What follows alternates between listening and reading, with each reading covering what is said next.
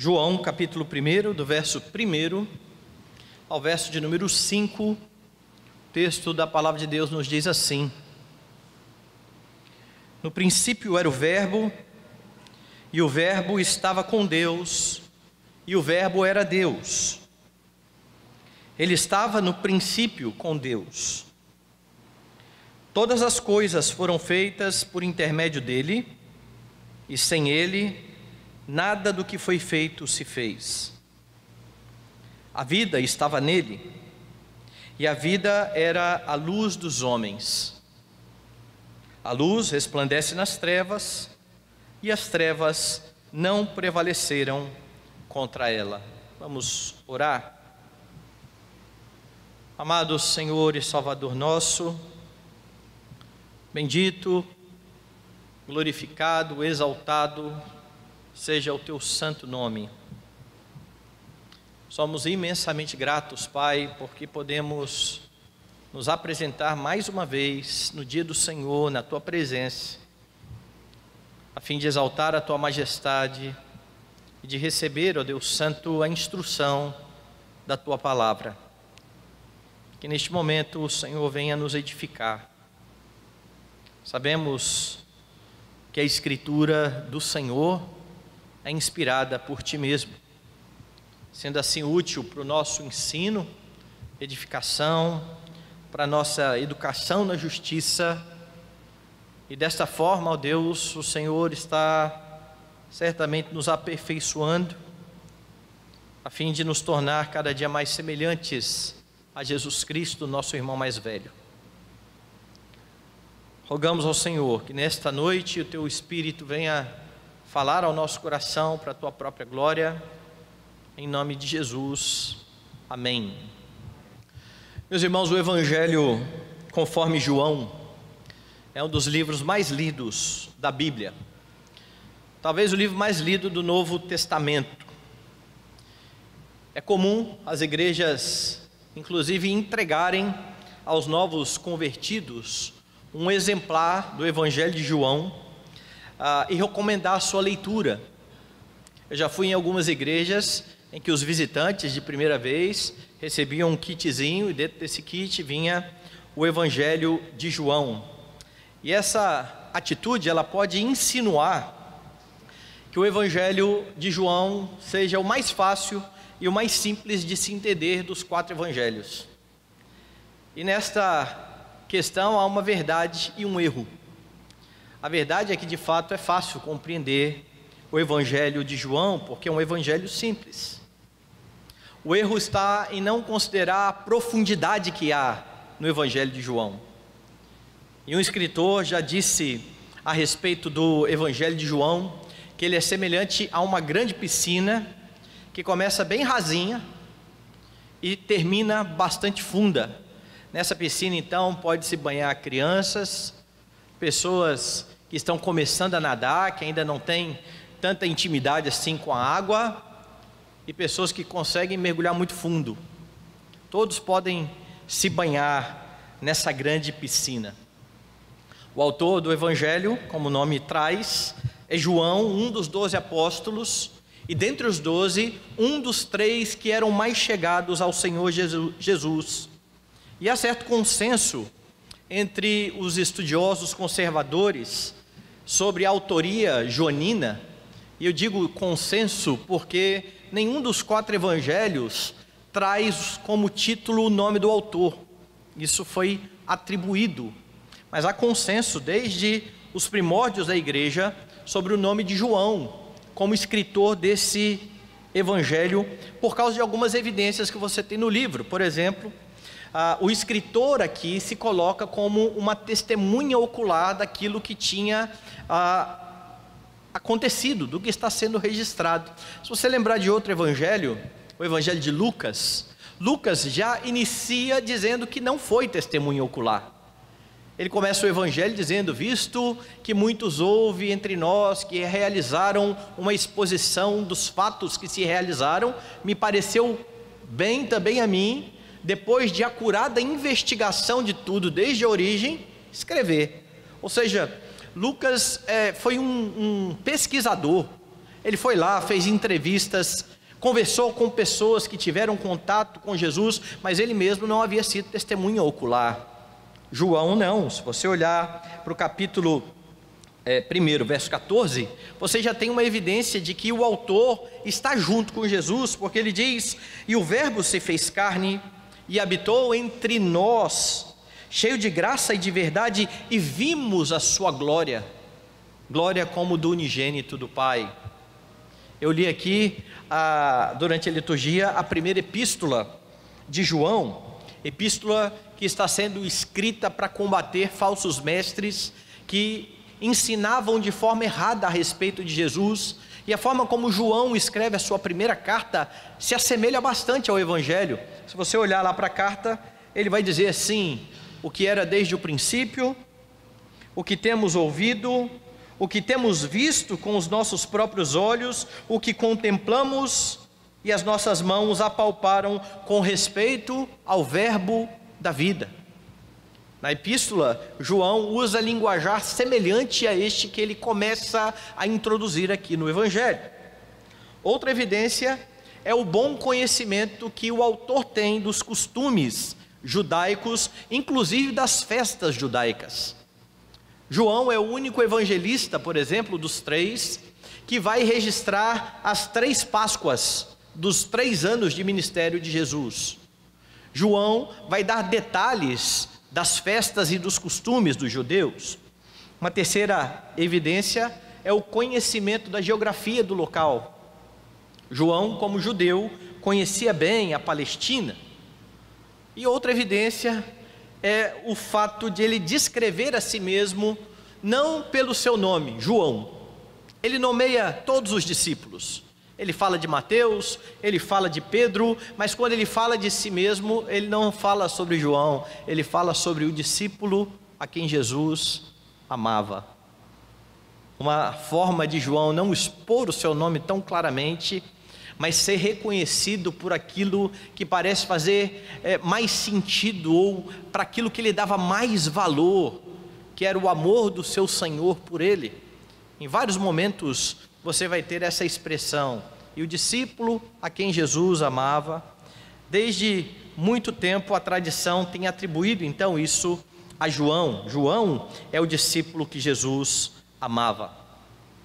O que há de controverso no Evangelho é talvez a data. A data é motivo de controvérsia, mas uma data por volta do ano 80 tem sido bem aceito pelos evangelistas. Então pense bem que Jesus morre por volta do ano 33, e o Evangelho conforme João, que é o último dos evangelhos, os outros evangelhos já estavam circulando entre a igreja, o Evangelho vai ser escrito lá por volta dos anos 80. E o conteúdo deste Evangelho traz muito material que não é encontrado nos sinóticos. Quando nós falamos de Mateus, Marcos e Lucas, nós costumamos nominá-los de os evangelhos sinóticos. Eles são chamados assim por causa da semelhança que há nas narrativas, tanto de Mateus quanto de Marcos e Lucas. Parece que um vai se apropriando ali, ou se aproveitando dos escritos do outro. Eu lembro que a gente, na leitura sequencial lá em casa dos evangelhos, teve um dia que Fernanda estava lendo o evangelho de Marcos, e ela disse assim: mas parece que ele tem preguiça de escrever, porque ele era mais resumido, né? Mateus faz uma narrativa bem mais extensa, e Marcos, com pormenores, se detém em outras questões e faz praticamente resumos de muitos trechos. João vai falar de muitas outras coisas que não foram faladas pelos 3 evangelistas, e ele tem como objetivo retratar Jesus como sendo o próprio Deus. E isso é percebido de forma bem clara e bem notável pelo uso da expressão "eu sou" na boca de Jesus. Você se lembra que quando Moisés, no Antigo Testamento, se apresentou diante de Deus ali na sarça e perguntou ao Senhor e disse: olha, quando eu for até o povo dizer que o Deus dos nossos pais está me enviando para libertar, esse povo vai me perguntar: quem é esse Deus? O que eu vou responder? E Deus vai dizer: diga que o eu sou, é a primeira vez que vai aparecer a expressão Yahvé ali no Antigo Testamento, o nome de Deus, o nome próprio de Deus. Diga que o eu sou enviou a você, e você vai ver essa expressão o tempo todo na boca de Jesus. Eu sou o pão da vida, eu sou a água, a luz do mundo. Antes que Abraão existisse, eu sou. Não é à toa que muitos pegavam em pedras para atacarem Jesus, porque ele declarava ser o próprio Deus, e essas expressões estão presentes claramente aqui no Evangelho conforme João. Além disso, é propósito de João levar os seus leitores à fé verdadeira. Vá lá no último, quase no último capítulo, no penúltimo capítulo de João, capítulo 20, e veja o que João diz aí no finalzinho deste capítulo, versos 30 e 31. Na verdade, fez Jesus diante dos discípulos muitos outros sinais que não estão escritos neste livro. Estes, porém, foram registrados para que creiais que Jesus é o Cristo, o Filho de Deus, e para que, crendo, tenhais vida em seu nome. É o objetivo de João que os seus leitores, ao tomarem conhecimento de tudo aquilo que ele está relatando, tenham a sua fé firmada e saibam quem é o Deus maravilhoso que os resgatou, o Deus a quem eles servem. Logo no capítulo 1, do verso 1 até o verso de número 18, você tem na estrutura do Evangelho uma espécie de introdução, uma espécie de prólogo. E o que é interessante é que os temas que aparecerão aqui do versículo 1 até o versículo 18, eles vão aparecer mais uma vez no decorrer dos Evangelhos. Nós vamos ver um pouco disso hoje, do verso 1 até o verso de número 5. Mas aqui nesse prólogo, João parece antecipar temas. Ele parece antecipar os assuntos que ele vai tratar no restante do Evangelho. E nesses 5 primeiros versículos lidos nessa noite, João já inicia anunciando a divindade de Jesus.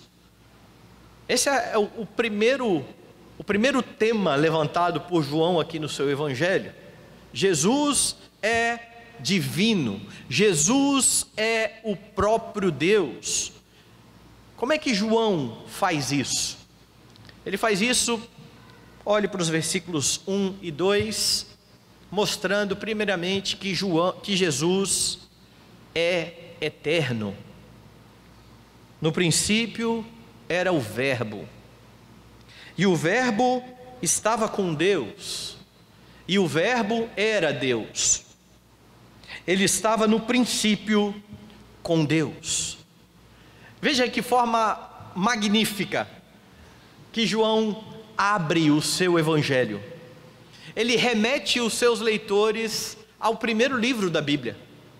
Porque quando você olha para essa expressão, ou lê essa expressão, no princípio, é inevitável que você pense em Gênesis. O primeiro livro da Bíblia precisa vir à sua mente, porque lá no primeiro livro da Bíblia, você tem: no princípio, criou Deus os céus e a terra. E João então diz aqui que no princípio era o Verbo. É assim que ele começa chamando o Senhor Jesus, o Verbo, ou em algumas traduções, a palavra. No princípio era o Verbo, ou no princípio era a palavra, como está, por exemplo, na NVI. E alguns no decorrer da história já tentaram explicar a expressão que aqui aparece.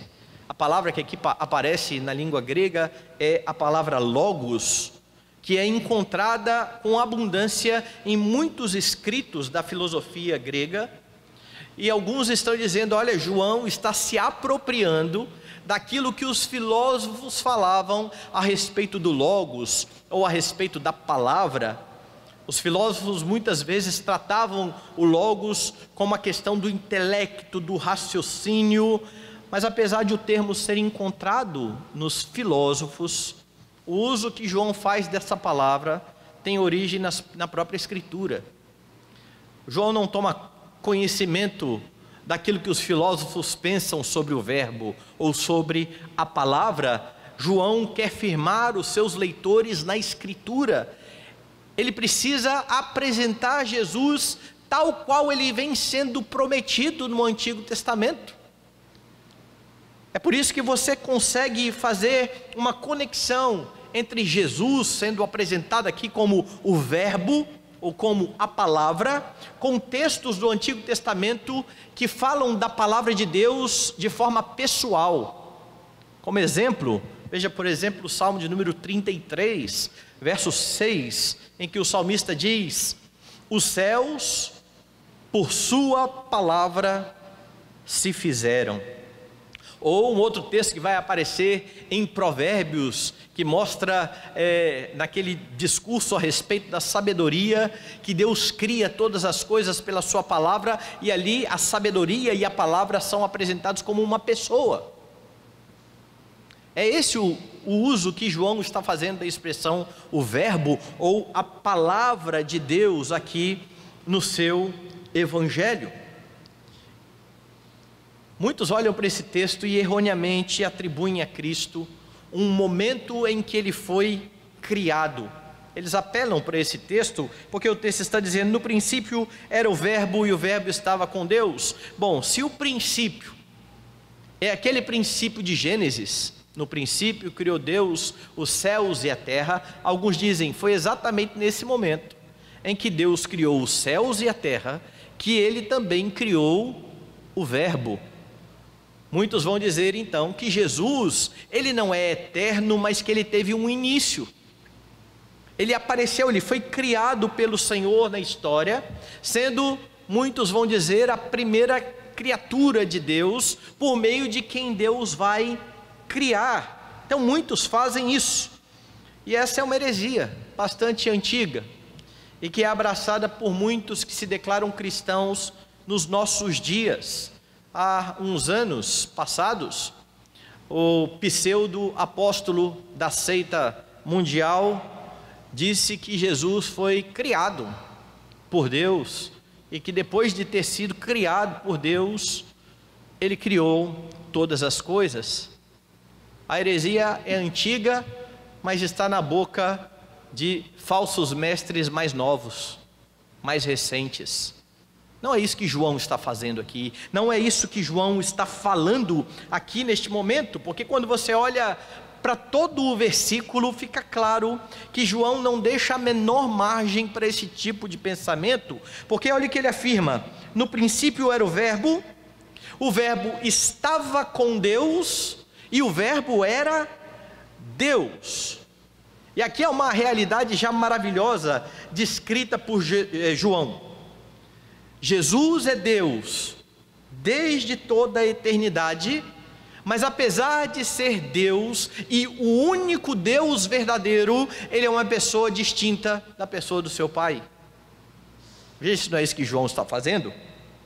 O verbo estava com Deus, ele estava com outra pessoa que é denominada Deus, e ele era Deus. Você precisa lembrar que João está remetendo a Gênesis, certo? E a ideia aqui é que são duas pessoas distintas, que estão juntas desde a eternidade: Deus e o verbo de Deus. E como eu disse, é a realidade maravilhosa de que o Filho é Deus desde toda a eternidade, e ele é um com o seu Pai.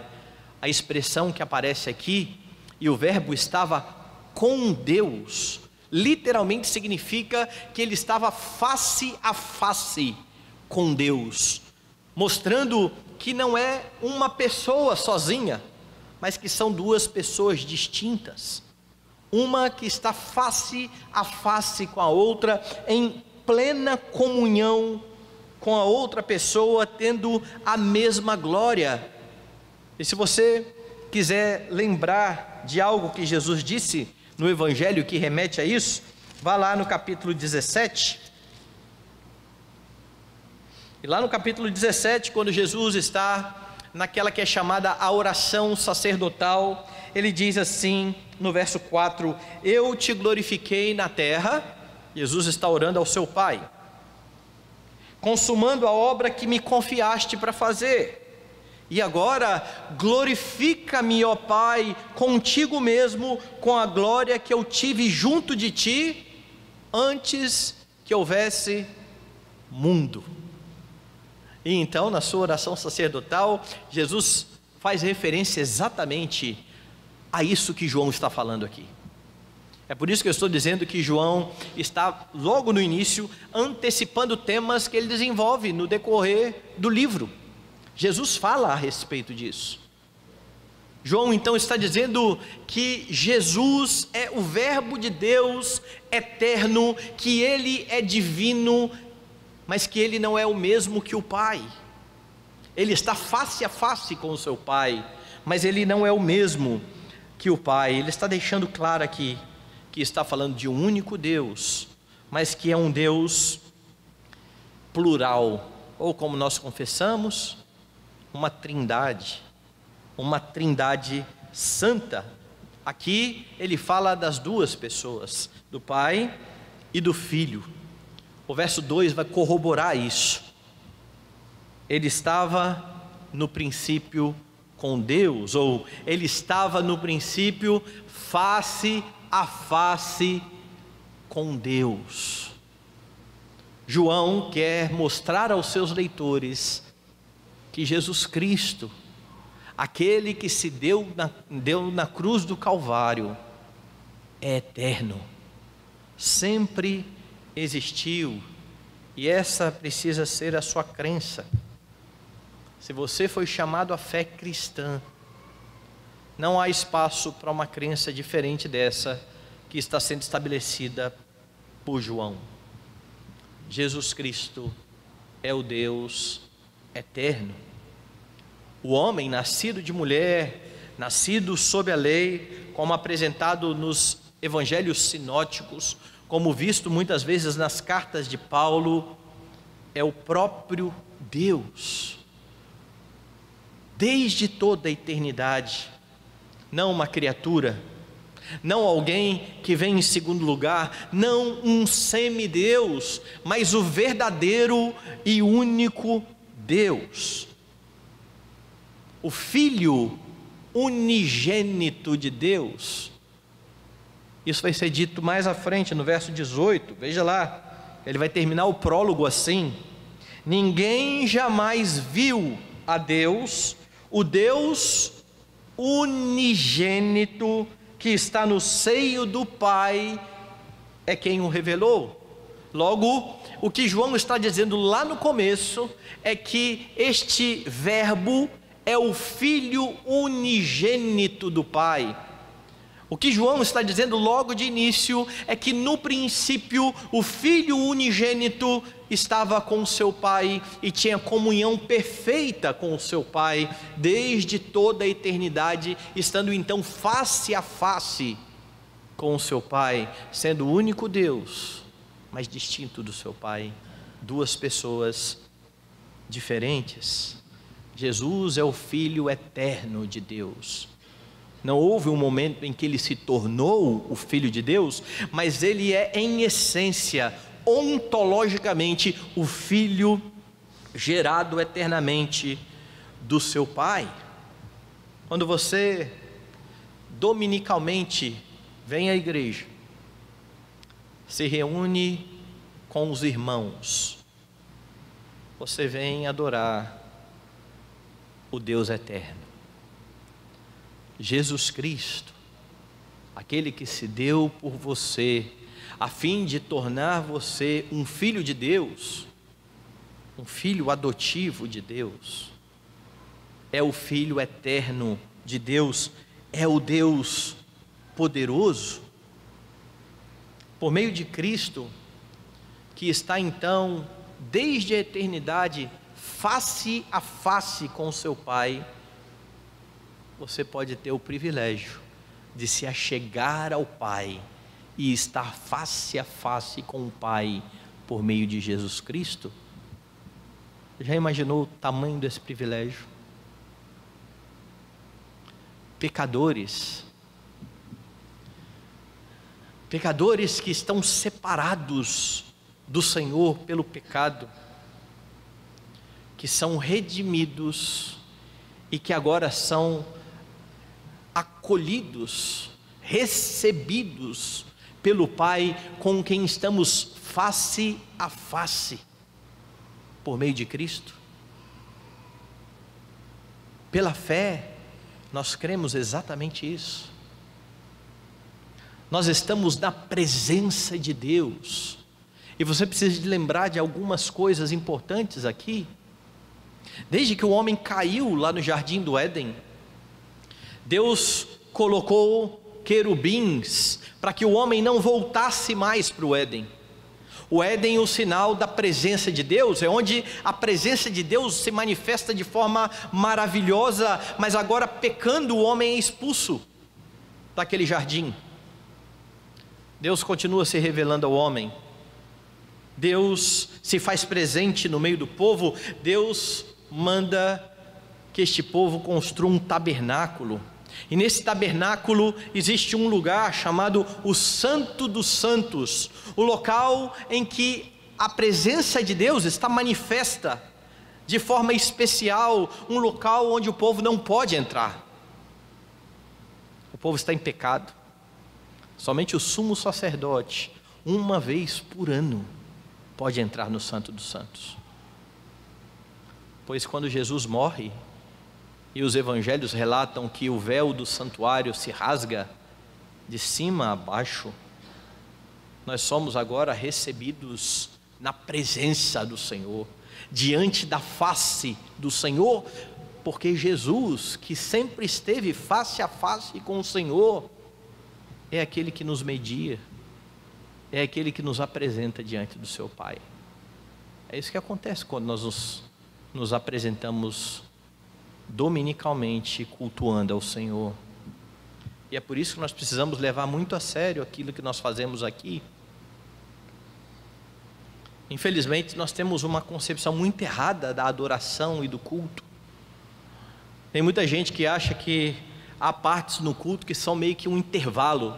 Sabe quando você está assistindo em casa a sua televisão lá e você dá um pause para ir tomar uma água?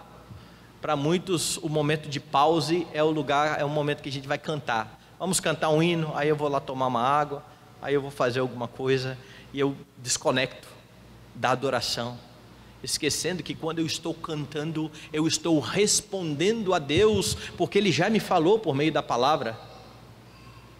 E eu agora, nesse diálogo que eu posso ter com o Pai, por causa de Cristo, que me apresenta face a face com o Pai, posso ser recebido na presença dEle, e então está a igreja falando com o Pai, mas eu saio. Eu vou ali tomar uma água, eu vou receber uma mensagem aqui no meu celular, vou mandar uma mensagem para alguém. Eu ainda não entendi direito o que está acontecendo aqui. O Verbo de Deus, aquele que esteve face a face com Deus, está nos apresentando diante do Pai. Sendo Jesus o Verbo ou a Palavra desde toda a eternidade, Ele mais do que qualquer um está capacitado a profetizar e a falar a vontade de Deus à igreja, o que também acontece aqui no culto. Veja bem, Jesus revelou a sua palavra por meio de profetas, mas Ele é o supremo profeta. Ele é o sacerdote que nos apresenta diante do Pai, Ele é o supremo profeta que fala da vontade de Deus à igreja, e não é sem razão que o nosso ensino confessional, que está lá no nosso catecismo maior, traz uma pergunta a respeito disso e diz assim: olha, como exerce Cristo as funções de profeta? E a resposta é a seguinte: Cristo exerce as funções de profeta, revelando à igreja em todos os tempos, pelo seu Espírito e palavra, por diversos modos de administração, toda a vontade de Deus, em todas as coisas concernentes à sua edificação e salvação. o Verbo de Deus, a palavra de Deus encarnada, fala a você. Não tape os ouvidos a isso. Não perca nenhum momento. Mas João continua mostrando que Jesus é divino, quando no verso 3 ele mostra que Jesus é o Criador. Veja o que ele diz no verso 3: todas as coisas foram feitas por intermédio dele, e sem ele, nada do que foi feito se fez. João começa, como eu disse, afirmando que Jesus estava no princípio com Deus, mas ele não para por aí, ele vai dizer, ele é o Criador de todas as coisas. E talvez venha aí na sua mente agora o primeiro livro da Bíblia, novamente, certo? No princípio criou Deus os céus e a terra.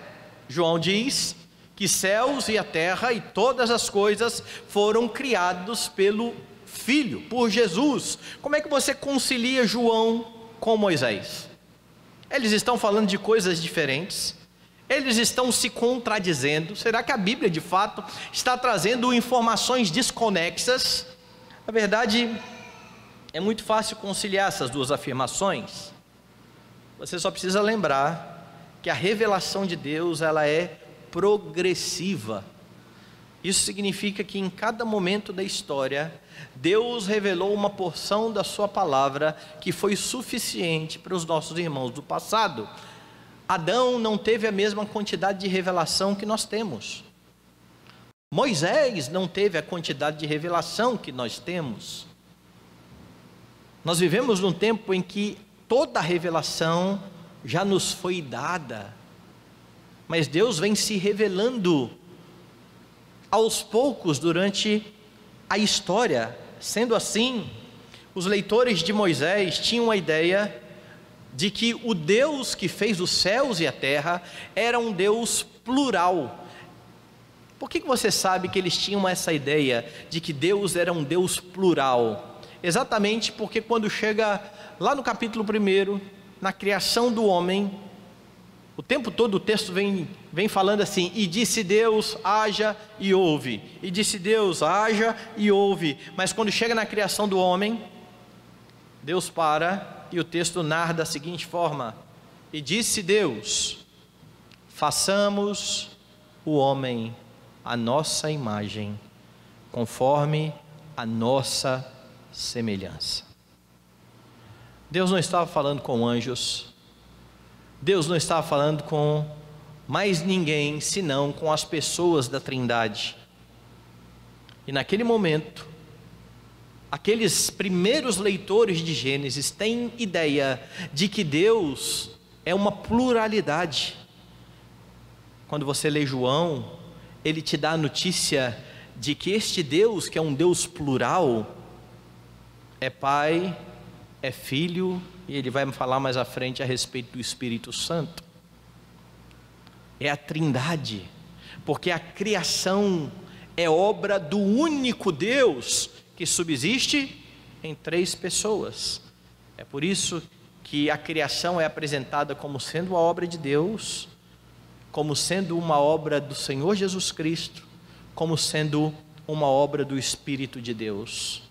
E aqui especificamente, como João quer falar a respeito de Jesus e remeter os seus leitores à ideia de que Jesus, aquele que se deu na cruz, é o Deus eterno, ele mostra que este Deus eterno é o Criador de todas as coisas. Se você quiser um pouco mais, abra Colossenses, porque essa é a mesma ideia que Paulo vai desenvolver já lá no capítulo 1. Colossenses capítulo 1, diz assim, a partir do verso de número 15: este é a imagem do Deus invisível. Este que é a imagem do Deus invisível é o Senhor Jesus Cristo. E ele diz, o primogênito de toda a criação, pois nele foram criadas todas as coisas, nos céus e sobre a terra, as visíveis e as invisíveis, sejam tronos, sejam soberanias, quer principados, quer potestades, tudo foi criado por meio dele e para ele. Ele é antes de todas as coisas, nele tudo subsiste. É assim que Paulo descreve Jesus como o Criador, e agora João está fazendo a mesma coisa. Todas as coisas foram feitas por ele. Sem ele, nada do que foi feito se fez. O ato de criar aponta então para a divindade do Senhor Jesus Cristo. E se João quer deixar isso claro para os seus leitores, ele precisa mostrar que todas as coisas foram estabelecidas por ele. Lembre um pouco mais de Gênesis. Quando Moisés escreveu o livro de Gênesis, eu costumo dizer aqui, Moisés tira o povo do Egito e agora ele quer tirar o Egito do povo. Como é que ele faz isso? Como é que ele vai mudar a cosmovisão do povo? O que Moisés vai fazer com o povo é aquilo que Paulo diz que nós precisamos fazer como cristãos: renovar a mente, transformar a mente. Então o povo foi liberto do Egito e eles vêm cheios de ideias sobre vários tipos de deuses diferentes. Havia um panteão de deuses lá no Egito, e Moisés precisa mostrar ao povo que só há um Deus verdadeiro. E uma das coisas mais maravilhosas para mim é que Moisés não gasta tempo discutindo se Deus existe, se ele não existe, quais são as provas da existência de Deus, as provas cosmológicas, nada disso. Ele começa o livro da maneira mais simples de todas: no princípio criou Deus os céus e a terra. Ele não está discutindo se Deus existe ou não. Ele parte do pressuposto de que existe um Deus, e este Deus que salvou o povo do Egito, criou todas as coisas, e então ele começa a descrever como é que foi que Deus criou todas as coisas, a cada dia da criação, para chegar lá no sexto dia e criar o homem, para dominar sobre todas as coisas que foram criadas. Sabe o que Moisés está fazendo no primeiro livro da Bíblia? Ele está dizendo aos seus leitores o seguinte: sabe tudo aquilo que a gente adorava no Egito? Sabe todos os deuses que nós nos prostrávamos no Egito? Sapo, piolho. Como é que você sabe que isso tudo era Deus no Egito? Porque cada uma das pragas que Deus manda para o Egito é o confronto do Deus verdadeiro com um falso Deus, mostrando que os deuses do Egito são uma nulidade. E aí então, depois que o povo viu Deus após Deus ser derrotado ali nas pragas, Moisés está dizendo: tudo isso que vocês estavam adorando como Deus, foi criado por Deus, foi colocado debaixo dos pés de vocês, para que vocês dominem sobre a criação. E uma das coisas mais extraordinárias é quando ele fala do sol e da lua, que eram adorados como deuses no Egito, e que ele nem sequer dá nome no primeiro capítulo de Gênesis. Sabe como que ele diz? Deus criou os dois grandes luzeiros. Isso foi obra da criação de Deus. Moisés está fazendo isso dizendo: olha, a criação não deve ser adorada, vocês dominam sobre a criação. Adorado precisa ser o Deus que criou todas as coisas. E João agora anuncia aos seus leitores: este é Jesus, esse é o Cristo que nós adoramos, este é o Senhor que estabeleceu todas as coisas no seu devido lugar. Ele é o próprio Deus, ele merece adoração. Quando ele apresenta Jesus como Criador, ele está apontando exatamente para o fato de que Jesus é digno de toda adoração, pois ele é o Criador de todas as coisas. Meus irmãos, a Bíblia mostra que os homens, em vez de dar glória a Cristo, adoram as obras da criação. É assim desde o Gênesis. Os homens pararam de adorar a Deus e estabeleceram falsos deuses. Todos eles têm a ver com aspectos da criação de Deus, e isso até mesmo de forma religiosa. Eles fazem isso intencionalmente de forma religiosa. Tem países, por exemplo, que adoram a vaca, adoram os ratos, pode matar o rato. Tem uma religião que não pode matar nada, nem barata, porque tudo tem um pouquinho da divindade ali. João não está falando de um Deus que se mistura com a sua criação, mas de um Deus que está acima da sua criação. E então estes homens começam a adorar vaca, rato e outros aspectos, e até mesmo aqueles que dizem não adorar nada e não são religiosos, eles estão o tempo todo adorando. Muitas vezes eles estão adorando a sua própria sabedoria. É assim que é o homem sem Deus, perdido em seus próprios raciocínios. E mesmo que ele não dê o nome de adoração, ele adora a si mesmo, porque depois do pecado, os homens estão perdidos e estão tateando, adorando falsos deuses. Somente aqueles que tiveram os olhos abertos pelo Senhor é que podem olhar para Jesus Cristo, vendo que Ele é distinto de todas estas coisas e de que Ele é o único Deus digno de toda adoração. E como cristão você precisa ter muito cuidado, porque nós somos tentados dia a dia a deixar de adorar a Cristo para adorar aquilo que o Senhor Jesus Cristo tem nos dado.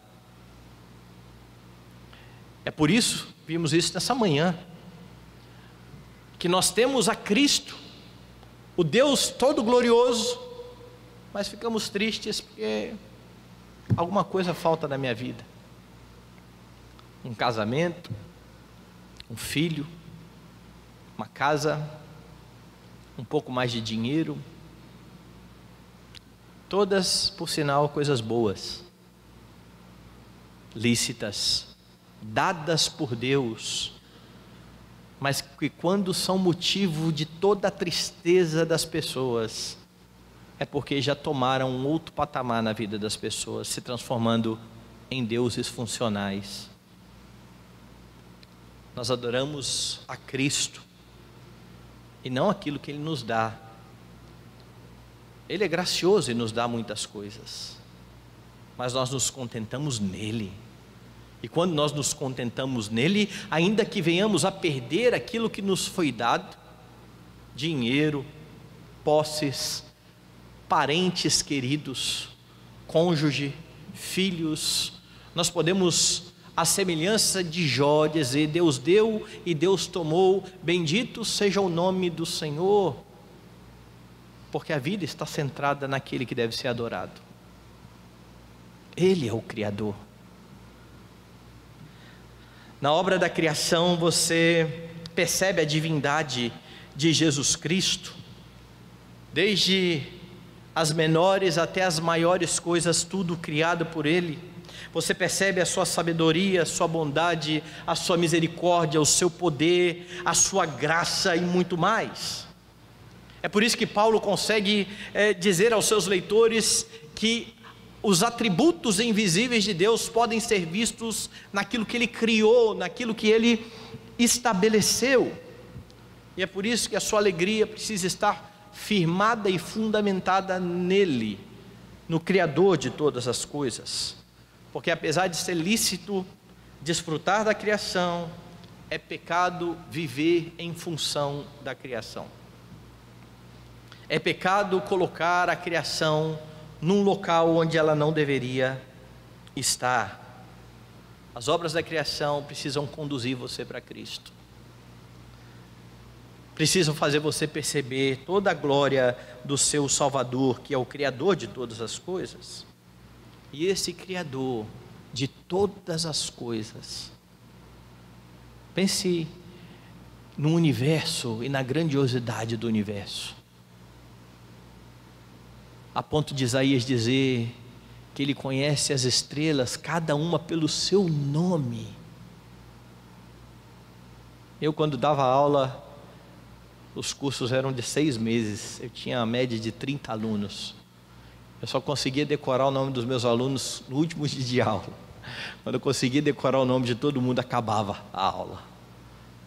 Pois Deus conhece cada estrela pelo nome. Ele conhece você assim. Ele te conhece muito melhor do que você se conhece. Ele é digno da sua adoração. Você sabe o que é mais impressionante? Nós temos pessoas nos nossos dias que se destacam aí na literatura, no cinema, nas artes. E quando alguém conhece alguém famoso, fica todo feliz. Eu conheci aquele que projetou o Brasília, que projetou o maior estádio do mundo, que fez aquela música belíssima. Você é chamado para conhecer o Criador de todas as coisas, e às vezes não dá importância para isso. Deus te chama a ter intimidade com Ele, que é o Criador de todas as coisas. Adore-o com todo o seu coração. Por último, João diz nos versos 4 e 5, Jesus é a fonte de vida. Veja o que ele diz: a vida estava nele, e a vida era a luz dos homens. A luz resplandece nas trevas, e as trevas não prevaleceram contra ela. João continua apontando para a divindade de Cristo ao ensinar que a vida estava em Cristo, a vida estava no Verbo de Deus. Ou seja, ninguém concedeu vida ao Verbo. Ele é a vida, Ele é a fonte da vida, Ele é autoexistente. Outro tema que vai ser discutido à frente, quando Jesus olhar para os judeus que vão perguntar: você não tem nem 50 anos e já viu Abraão? E ele então vai dizer: antes que Abraão existisse, eu sou. A vida estava nele. Mais ainda, o que você tem aqui é que a parte de Cristo, longe de Cristo, não existe vida. Ele é o Criador, mas Ele é também o sustentador de todas as coisas. Hebreus vai dizer o seguinte: Ele, que é o resplendor da glória e a expressão exata do seu ser, sustenta todas as coisas pela palavra do seu poder. Ou seja, Jesus não é o Deus que fez e que abandonou e que foi embora. Ele sustenta, porque se Ele não estivesse sustentando, não subsistiríamos, expiraríamos, morreríamos. Se Jesus deixar de governar e de sustentar, o mundo vira um caos e uma anarquia. Nada foge ao controle desse Deus que sustenta todas as coisas. Ele é o mantenedor da criação. Nele estava a vida, mas João está falando também de outro tipo de vida. Ele está falando da vida biológica como nós temos. Você respira todos os dias porque você é sustentado por Jesus, mas João está falando também de vida espiritual. Porque quando os nossos primeiros pais pecaram, eles morreram. A morte espiritual consiste exatamente nesta separação de Deus. E quando o homem foi separado de Deus, eles que foram criados e que tinham luz e vida espirituais, porque estavam ligados ao Criador, agora estão em trevas. E não só isso, eles não só estão em trevas, mas eles amam as trevas. Lembrou aí do capítulo 3?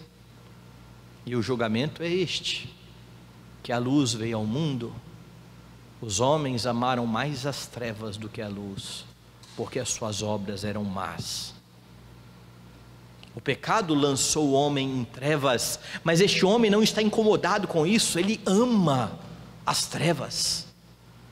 Mas veja o que João vai dizer aqui: a vida estava nele e a vida era a luz dos homens.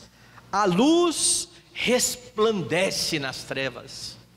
O que João está dizendo aqui é que a solução para as trevas em que se encontra a alma humana é a pessoa de Cristo Jesus, e não nada mais do que isso, e ninguém mais, e nenhum outro.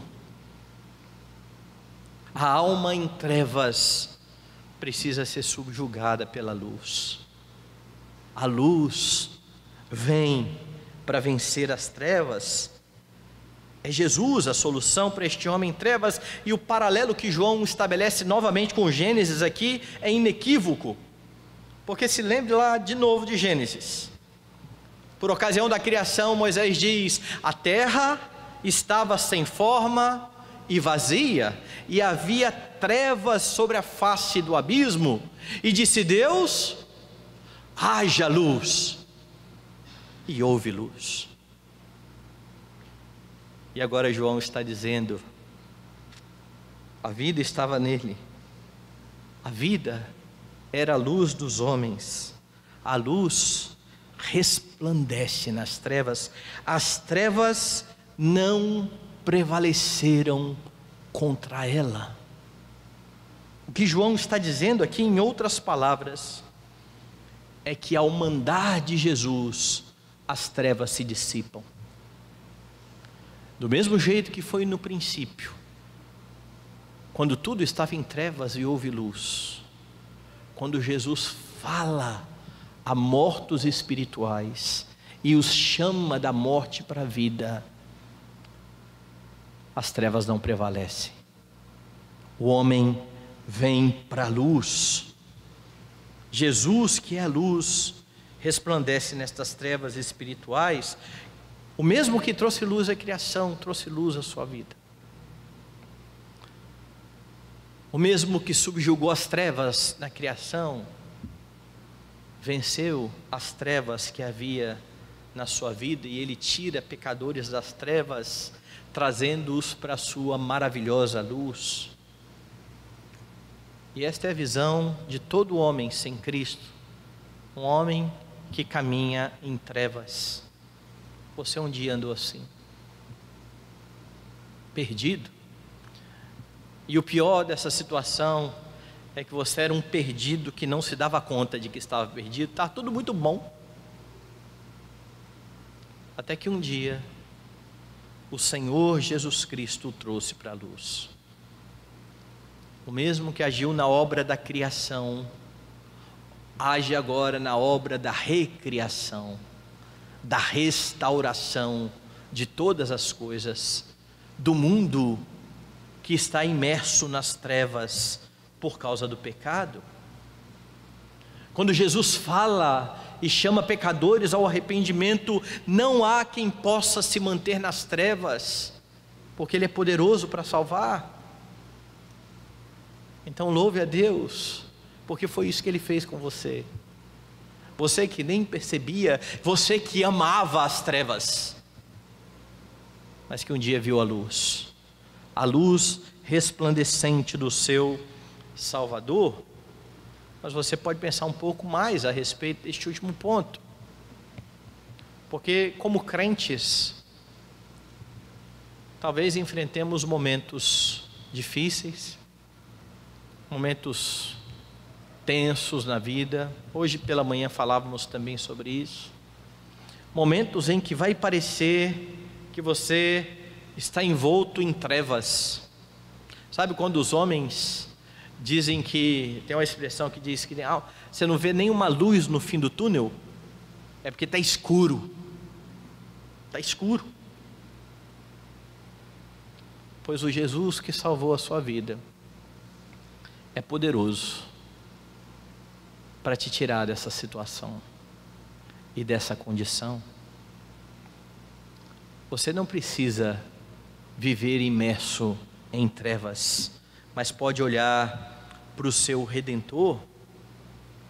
Lembre-se que o Jesus que por meio da sua palavra te trouxe das trevas, pode fazer isso novamente por meio da sua palavra. Abra aí o Salmo 18 e veja o que o salmista está dizendo. Nós lemos aqui durante a liturgia, mas veja a declaração deste homem nos versos 4 a 6. Laços de morte me cercaram, torrentes de impiedade me impuseram terror, cadeias infernais me cingiram, tramas de morte me surpreenderam. Na minha angústia, invoquei o Senhor, gritei por socorro ao meu Deus. Ele do seu templo ouviu a minha voz, e o meu clamor lhe penetrou aos ouvidos. Veja a situação em que este homem se encontrava quando ele clamou ao Senhor. Agora adiante um pouquinho e veja os versos 27 e 28, e ele descreve o que acontece com aqueles que clamam ao Senhor. Porque tu salvas o povo humilde, mas os olhos altivos tu os abates. Porque fazes resplandecer a minha lâmpada. O Senhor meu Deus derrama luz nas minhas trevas. E isso é maravilhoso, meus irmãos. Jesus, a luz dos homens, derrama luz nas suas trevas. Porque você está em Cristo, não há o que temer, a despeito das circunstâncias. Por mais que pareçam escuras demais, porque Ele derrama luz na sua vida. Com o coração cheio da palavra de Deus, os seus olhos estarão luminosos, como Jesus ensinou lá no Sermão do Monte. Estando em Cristo, ainda que abatido, você pode ser novamente vivificado, porque Ele é a fonte da vida.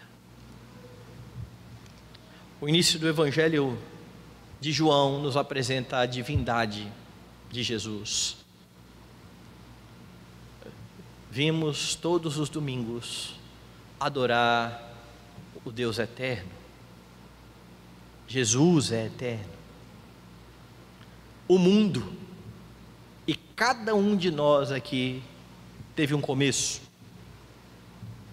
E é um grande privilégio, meus irmãos, saber que o Deus que é Deus desde toda a eternidade se relaciona conosco.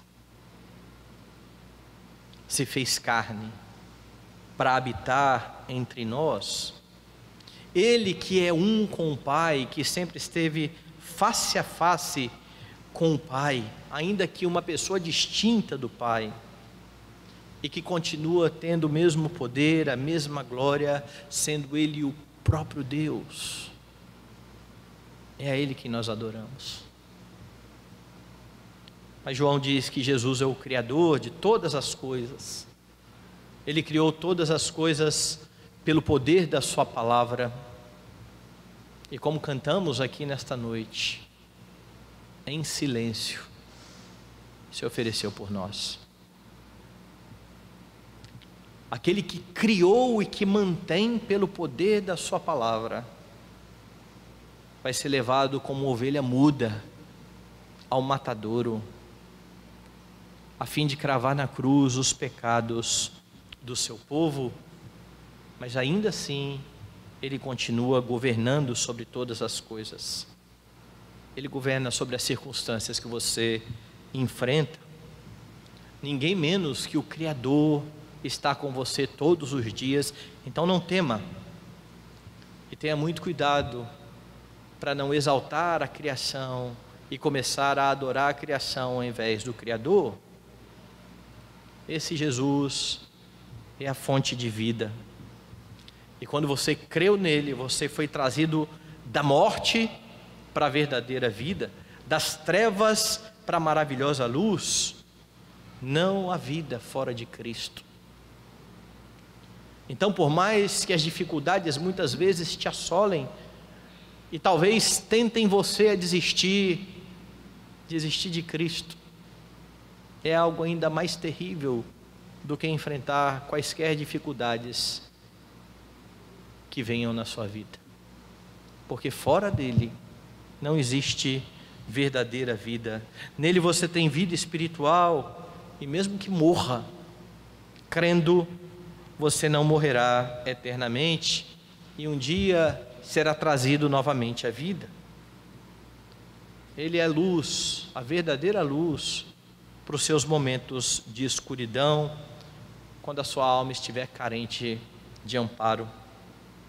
Jesus é Deus, o Deus vivo e verdadeiro, o Deus que venceu a morte para dar vida, o Deus que criou, sustenta, dirige todas as coisas, o Deus a quem você precisa dar glória eternamente. Amém.